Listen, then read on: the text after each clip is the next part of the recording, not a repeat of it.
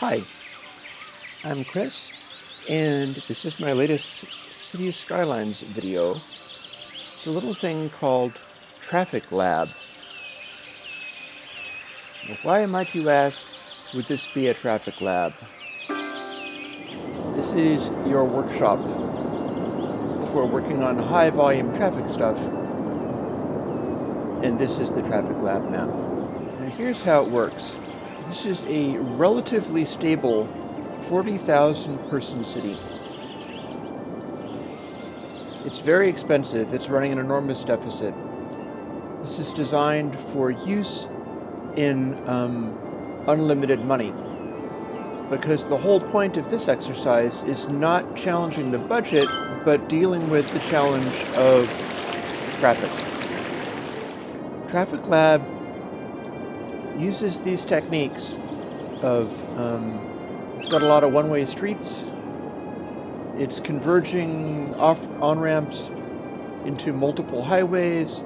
The reason this is kind of spaghetti-like is because this is made to be relatively stable. It actually runs under these circumstances. This is not one of those ones where you start it up and it immediately dies. Here's your central hub. This is what you can replace to test out traffic issues. Got the same thing going on over here. They're all converging using these roads, and our highway in and out is over here. And it's using this technique to explode outwards into multiple. It started out with a smaller configuration. I'll actually show that to you right now. So here's Traffic Lab as I started it. It's got a very simple configuration, massive oversupply of all resources. You got water run underneath everything so that you can just go, including the intersection area. This one is a way in which highways can explode outwards into 6-lane roads, and those can explode outwards into 2-lane roads. They start us off with a stadium and a whole bunch of resources. We've got things like fire stations and police stations leading directly into this area. The assumption being that you want to feed them into the area where it explodes outwards as quickly as possible. Now, I could have built other roads out here, but I decided not to. That is something that I could try in some future design, perhaps. Double hospitals, although the hospitals are not actually serving all of this area.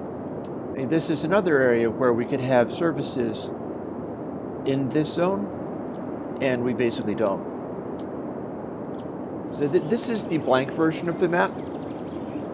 And to play this, you'd basically start and do all the things that I did in order to get it all running. You end up with this. And there, oh, by the way, did I mention? No buses, no trains, no subways. 40,000 people, and growing, on roads and cars and trucks alone. Now, this is really why I'm running into problems with the abandoned buildings, is that's really no way to build a city, much less a city this dense. But this is the traffic lab. And we'll show you the traffic now. As you can see, the areas on the ends of these cities get very dense. They're very congested, but they're moving.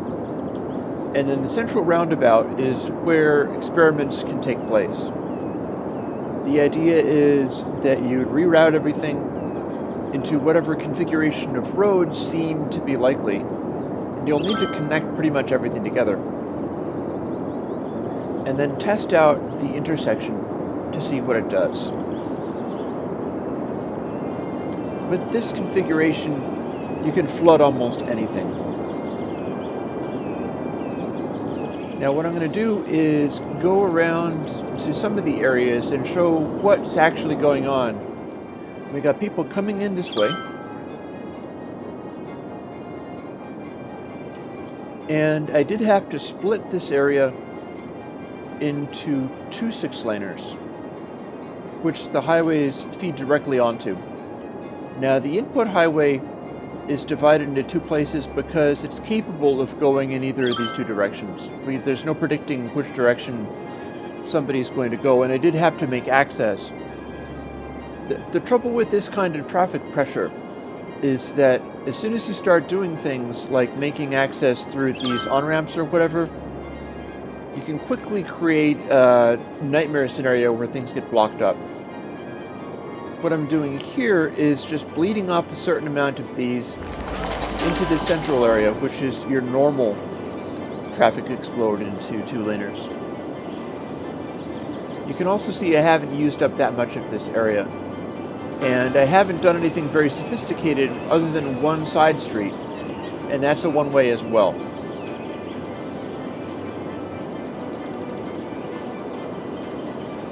Both of these are one-ways, and they're also feeding into this circle.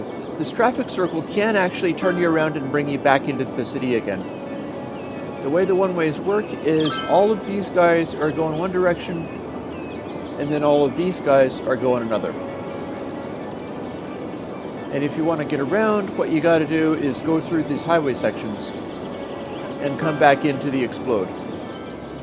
There's little detours here and there where I'm taking pressure off of things. I can demonstrate that by, for instance, removing those will force all of the traffic into here, which will seem somewhat smoother, but you're going to immediately start seeing things locking up. And the last thing I want is to start blocking it up into here. If we have any fire engines or whatever trying to get through here, we can jam up these areas, and these routes have to remain free-flowing. So what we're going to do is quickly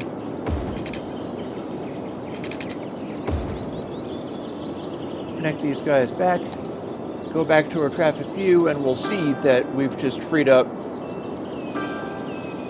It's slightly less congested, and they'll continue moving. Now it's kind of a double cross. There's an overpass and then there's a merge, because you have to give them space to choose which areas to feed into, and you also have to give them the opportunity to choose to leave the city entirely. That's why this stuff gets so congested. See, now it's cleared up pretty nicely. And by the same token, the entry area can get fairly congested. But this isn't all that bad for now 42,000.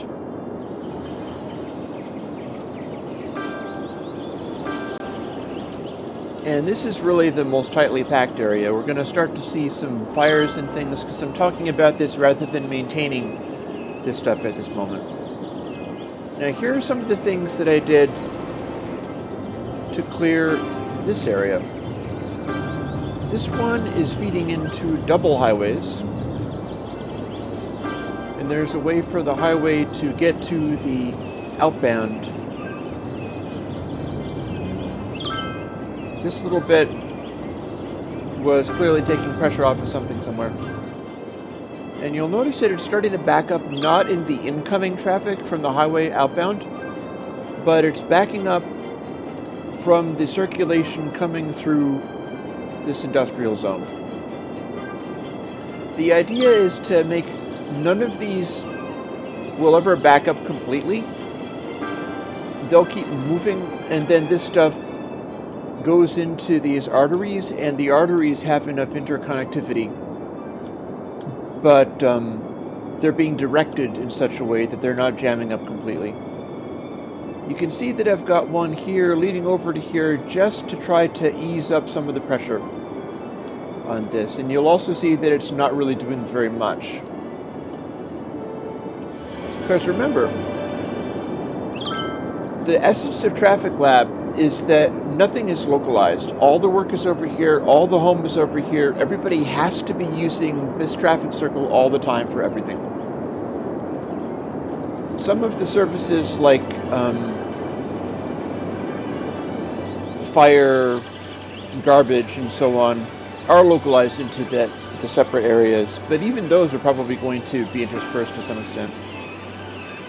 Now here's one of the things I've been doing. you'll notice that the zoning of these things, I'm putting more stuff over here because I'm trying to force traffic over into these areas. They're not as heavily used. And I'm definitely finding that when I had a lot of stuff there, it would start jamming up. I had a situation like this. And you'd basically have these little side streets completely clogged. So I did two things to help ameliorate that. One of the things was put these side streets, rather than having the one that goes across everything. You'll see it here. It's the one-way that can bring everybody in and then feed them through the industrial zone and into the highway converge. There used to be two of these, and it clogged up so completely it was ridiculous. So here's what this area did. These are one-ways, but you can only cut through pretty much one of these. There's no way to cut through a whole bunch of them at a time.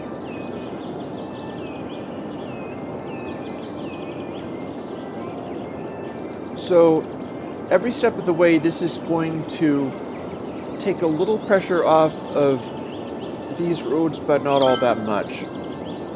It's trying to feed them in a relatively steady pace so that it's evenly distributed. And it's worked fairly well. Now, if we're in the industrial zone, I've done something different.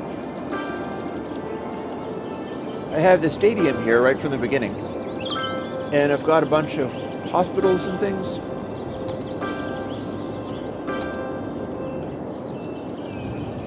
I started out with a bunch of incinerators, and those aren't really the power supply, but they're where the garbage has to go, and then I ended up putting incinerators on most of these areas, just so that I could have garbage trucks coming in from pretty much anywhere. I figured that was really important. And I've still got the hospitals only feeding over here, but I've also got another one in this area. Odd that we're not getting that many hospital issues over here, but this is the industrial zone, so I guess they just work here and then they go home to be sick. But what's going on is I've had a lot of traffic coming through here, so I tried to redirect it. I zoned more stuff in this area. It was all coming over here, and this area was completely clogged up going to where the incinerators were. And that was completely not acceptable, so what I ended up having to do was a series of progressive overpasses. This road, as you can see, is very highly trafficked. It's the closest one to this industrial zone. So everybody wanted to go this way to come through and get back into the industrial zone. This is where the garbage trucks are going. So essentially what I'm doing is taking some pressure off of those with this series of ramps. And again, these are one-ways, and it's all about redistributing the load. Look into zoning. I'm being asked for some more residential, and I'm being asked for a bunch more commercial, which could also be industrial, or it could be office. It'll depend upon what kind of education we've got, and I've got a lot of capacity for well-educated people, so maybe offices are going to be the thing. Here's a nice trick that I like.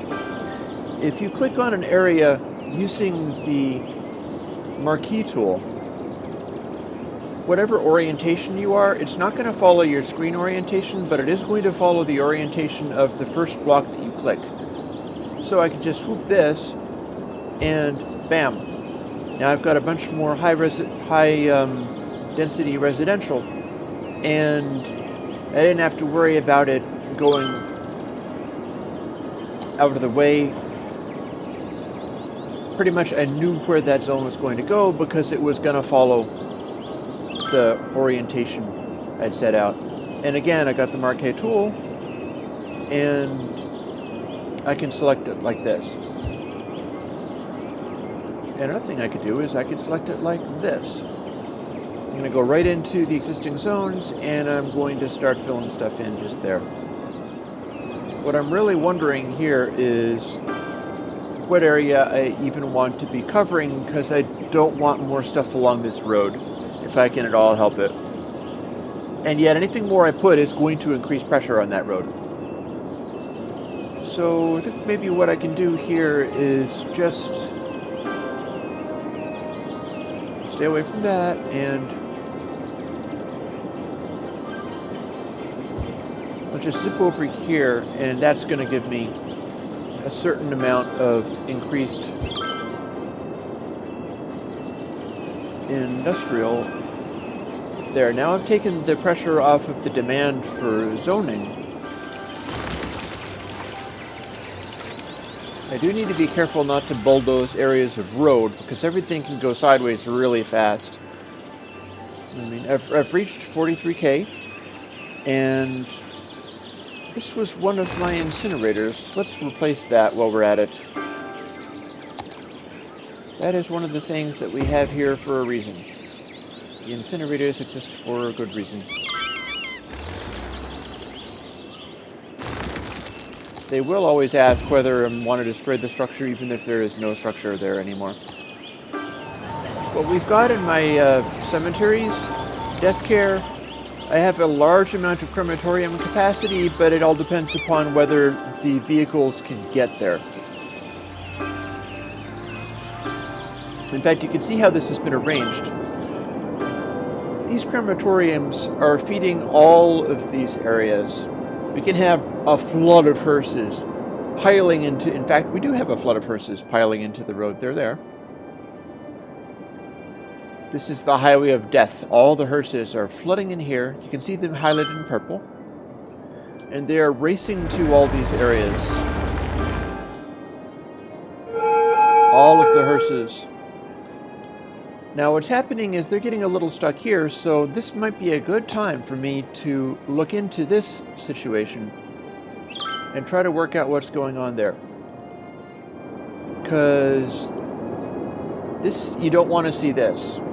As you can see, I've got a bunch of flow going on anyhow, but it's limited. These are not, they're not locked, they're not gridlocked, but they're struggling to keep moving. Now it looks to me as if everybody is trying to get in here. They're not nearly as locked in that area.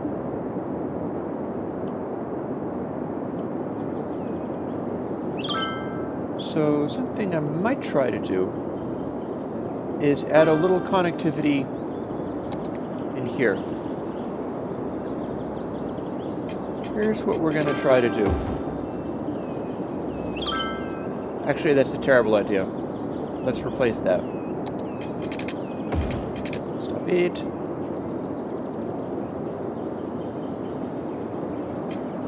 That looks like that's the one way that I wanted it to be. So now what I'm going to do here is whip out one of my on-ramps. And on the assumption that these guys are all trying to get into there and then go in this direction, we're going to try to bring this enormous route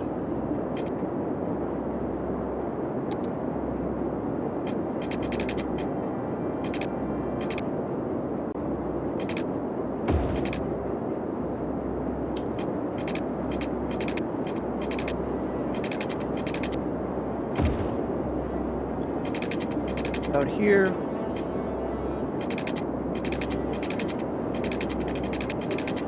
Oh, hello. I wonder if we're going to be able to do that. Yes, we shall.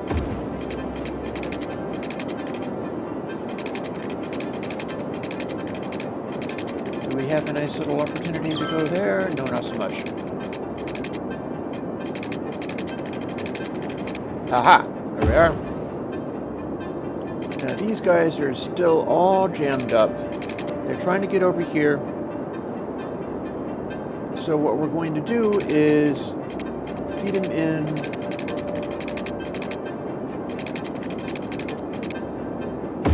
There.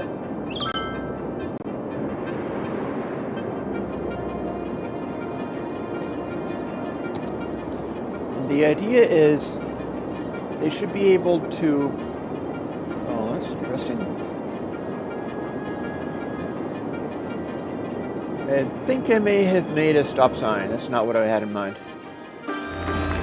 Oh, I did indeed. I did indeed. Okay, so quick. I'm not even going to pause. I'm going to pretend as if I'm just keeping it going.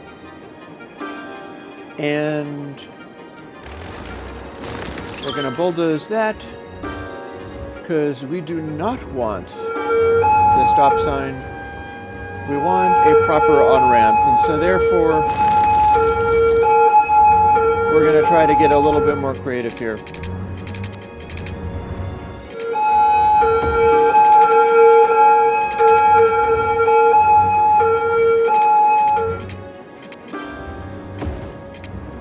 There.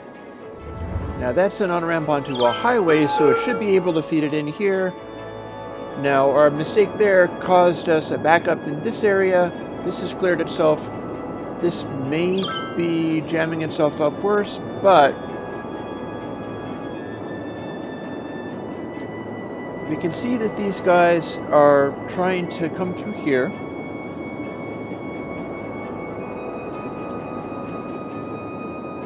And then a lot of them still want to go through into this area. But what they can also do is they can go through here, follow out there, and then cut through. And we can get over here now because of this one little side cut. It allows this area to feed this and also to feed that, just in case it helps take any pressure off of this, which is basically a big mess. Now I'm going to take a moment and bulldoze stuff. It looks like I've lost a bunch of population while doing that. It's not necessarily a great idea to do this kind of stuff while running at full speed. Not necessarily the safest thing that you could possibly do. I can look at my traffic and see that this area is a big jam.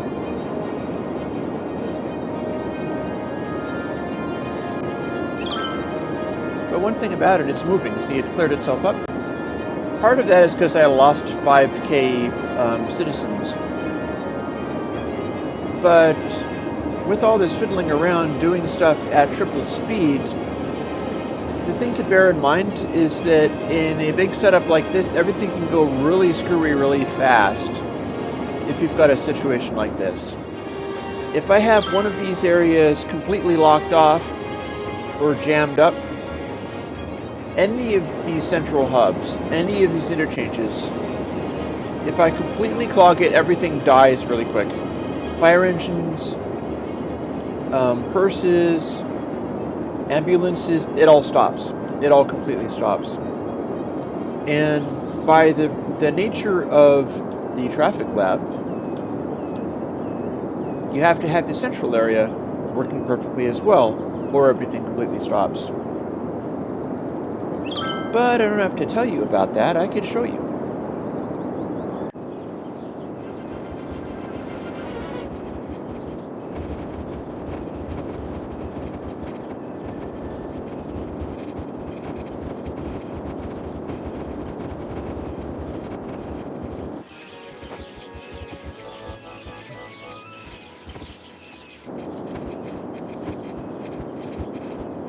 There we are, sort of peace sign from hell. And when everybody can pick their preferred ways to get from wherever they go to wherever else they are, they will tend to intersect somewhere. Specifically, they are tending to intersect here. They're intersecting here, because I gave them the chance to make their way through this way. And they're intersecting here, because this is where it all pours out into the area. And remember, the sides are still intact. This is still the getting people onto high-capacity roads and then exploding them back outwards again. The whole point is to put pressure on whatever exchange is in here. And we can quickly see that even with this number of 6-lane roads pointing absolutely everywhere, we still have some nasty traffic clogs.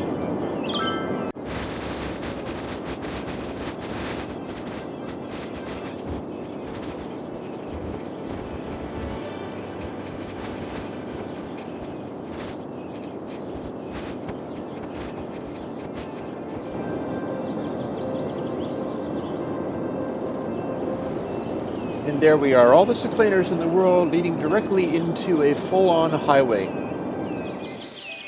One for which, by the way, the angles are such that we're not getting any stoplights that I can see. Although there might be some tucked away around here, honestly. Now, will it blend?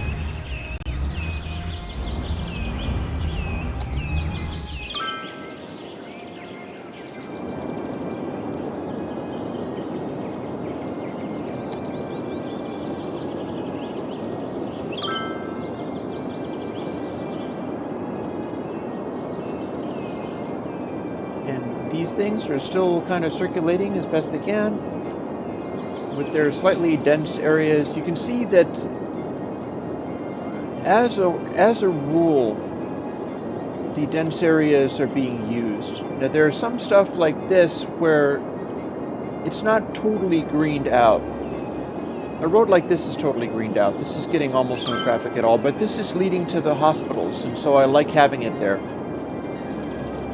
It's an express route for the ambulances. This, on the other hand, it looks as if it's very well connected, but this is really not very well connected because all these guys want to come in from here. They just happen to be lining up this way. And as a result, they're all trying to find the quickest route onto this, and they're clogging up the highway. We will probably see the highway lock up completely.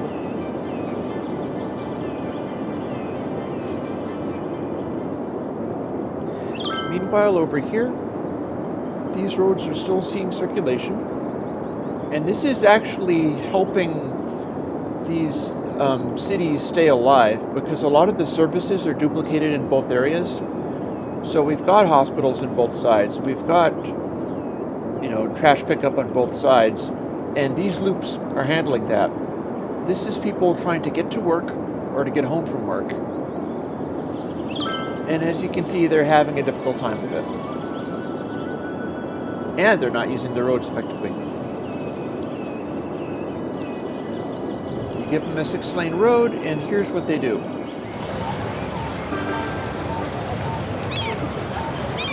They all want to go straight, so they all are sitting in one lane because this leads the direction they want. They go into the 6-laner, and they're still only intending to go one place. So they back right up here. As soon as they back up here, they're going to block this sideways.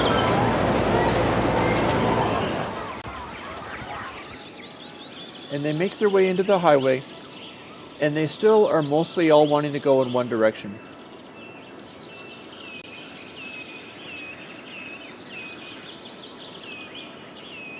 Now, I think they may be seeing a bunch of stoplights, although I could be mistaken.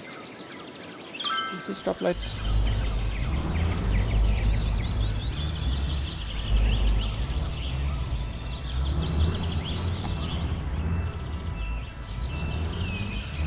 I'm not sure if that's stoplights. That might be just them getting confused. They're doing the best they can, but they just don't operate all these exchanges. They're not using them.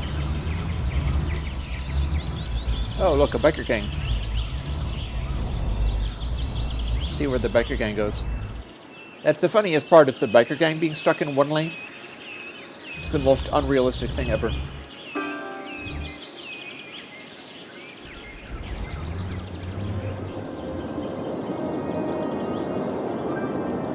And this is why you have a traffic lab. pushing 50,000 people now, and most of them are here.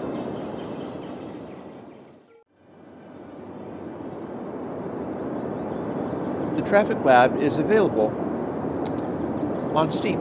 In my Steam workshop, the Applejinks Steam workshop, you can fool around with it and see what kind of mileage you get out of your own configurations, and study how these things behave.